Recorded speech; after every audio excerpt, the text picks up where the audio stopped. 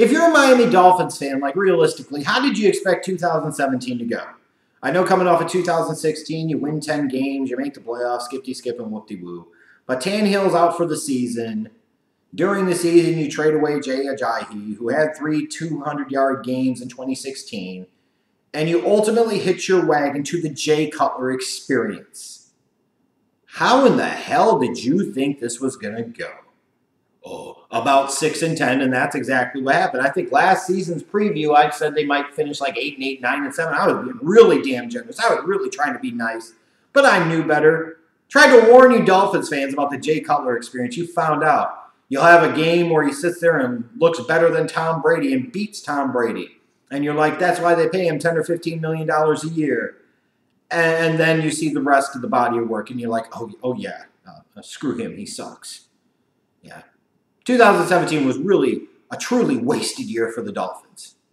Like, not good enough to be a playoff team and not bad enough to get a truly marquee pick in the draft. Worst possible place you could be is mediocre without much upside or downside to you. So when you look at that, and you look at this offseason, it's hard to envision the Dolphins getting a whole lot better. Jarvis Landry goes to the Cleveland Browns via trade. You cut Pouncey. You get rid of Ndamukong Suh. These are some big-name players, some of your best players on the team, now all gone without clear-cut replacements on the roster for them. And in their place, you bring in guys like Frank Gore and Josh Sitton and Danny Amendola and Robert Quinn. You know, Robert Quinn could be nice opposite of Cameron Wake. I don't get me wrong. Josh Sitton could be solid inside still. But Amendola, how much is he really going to give you? Frank Gore, how much does he have left in the tank? Like, these are not the types of moves you look at and feel like they're going to move the needle very much for this Dolphins team that, frankly, needs its needle moved a little bit. When I look at the draft, you know, Minkah Fitzpatrick, Mike Gesicki, Jerome Baker, Durham Smythe, Kalen Ballage. I look at that and I say, all right, I expect Fitzpatrick to contribute some as a rookie, depending on what role they're ultimately going to utilize him in. Gesicki can't block anybody, but he should be a mismatch problem as a receiver, and frankly, that's what you were drafting him for anyway, so stop trying to make the dude block. Jerome Baker, we'll see. Could Ballage get into the running back mix at some point in time this year? Perhaps. But it doesn't look like a superstar draft class, but sometimes that doesn't matter. How it looks versus what ends up happening can be vastly different. But even when you look at that draft, it's kind of all over the place. There's not really like a set identity. There's not like really something you can point to and say, that's who the Miami Dolphins are. That is who they want to be. That is the type of style they want to play. That's the type of way they want to impose their will upon others. You look at that draft, and it's kind of just all over the place, frankly. Outside of, you could say, with Fitzpatrick and Gesicki and Baker and Ballage, that they were looking for really good athletes. And that's fine. If that's what you're hitching your wagon to, you want speedy guys, athletes, so be it. But it was just kind of like it's all over the place, and it's kind of weird. And it's kind of like this Miami Dolphins team now. Even when I look at this team, strengths-wise, I kind of like their offensive tackle tandem of Laramie Tunsil and Juwan James. Not the best in the league, but not bad. Can provide some protection for Ryan Tannehill.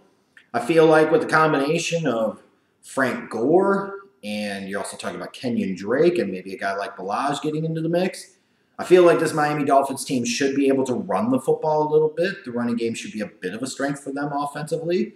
Then I look at the defensive end position, and you're talking about Cameron Wake and Robert Quinn. It should be a team that's able to get after quarterback on the edge at least a little bit. There are some things that are positive here. There are some things to work with. There are some things that aren't so bad. Well, when you look at this team, there are a lot of concerns. Ryan Tannehill. Believe it or not, you're now in year 7 of Ryan Tannehill's career. You're really effectively halfway through his career, assuming he would even be given a chance to start for 7 more seasons with the Dolphins or somebody else. What have you really seen? What is he going to be? Is he the type of guy that you're going to really win a lot with? And then you look at the situation and you say, look at that receiving core. You've got guys like Devontae Parker and Kenny Stills, but is that the type of receiving core that gets you excited? Is that the type of receiving core that you look at and say, a quarterback is going to put up big, massive numbers with? And the answer is not really, if we're being honest. That's a lot of wishing and hoping, and if ifs and buts and all this, ifs and buts were candies and nuts, it'd be Christmas every day. Well, it's not Christmas every day. You get one of those days a year. So, unless you're one of those weird people that celebrates it in July and all the other times of the year. Not the best receiving core. Then I look at the back end of that defense. There's some talent there, but some of it's young too. Xavier Howard, Minka Fitzpatrick. How's the back end of that defense going to look? How's that linebacking core going to play when it's at times been a question for this Dolphins team in recent years? And then most importantly of all, my biggest concern is the lack of true stars and difference makers on this team on both sides of the ball. I feel like you can make a very strong argument that their biggest difference maker is Cameron Wake, and he's in his mid-30s. Jones has been in the league a long time as well. But who are the real true stars and difference makers, especially on the offensive side of the ball? And the truth is, I don't feel like they have one. And then again, just looking at it like, who is this team trying to be? What exactly is their identity? To me, when you find a team that doesn't have an identity, they're lost. And when they're lost, they lose, and they lose a lot. It's just the way it feels.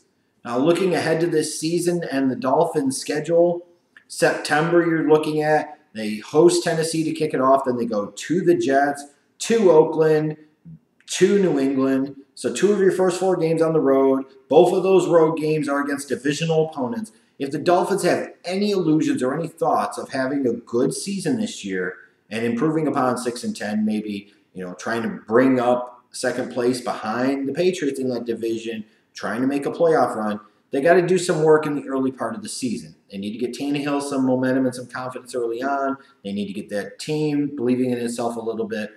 And in those first 4 games, they can't finish any worse than 2-2. And frankly, they should want to finish 3-1. But if you go 2-2 and you beat either the Jets or the Patriots, get a divisional win in there early on, then at least you could say you broke even the first quarter of the season. You've got a chance. You're in the mix.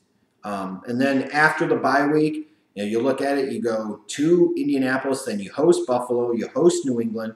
Those could potentially be winnable games. Talking about divisional games, the teams are familiar with each other. They know each other. There's a rivalry factor there. We don't know, frankly, what we're going to get out of Indianapolis at this point, and you're talking about coming off of a bye week and every 2 weeks to prepare for an Andrew Luck or a Jacoby Brissett-led team. That could be a place where the Dolphins might be able to make a little bit of headway and a little bit of traction if they want to be serious this year. But I don't feel like I'm crazy here. I just don't see it. I just really, really don't see it at all. Like, I like Tannehill coming out of Texas A&M. I did. I still think he has his moments. This is also a dude coming off of a torn ACL. This is a dude also getting close to 30 years old. Like, how much more upside is there really? How much more are you really going to get out of this guy? And especially when you look at this offense and you say, where's the real help and talent, explosive difference makers, playmakers? They just don't feel like they're there. Defensively, you have a couple of nice guys, but you don't have a top flight unit, and you're still missing stars and difference makers throughout. This just doesn't feel like a good team. Like, when you think about teams that aren't exciting, it's hard to envision a team less exciting in the NFL right now than the Miami Dolphins. Like, who are they? What are they about? What the hell are they trying to do? What are they building towards? And I don't know that I can answer any of those questions.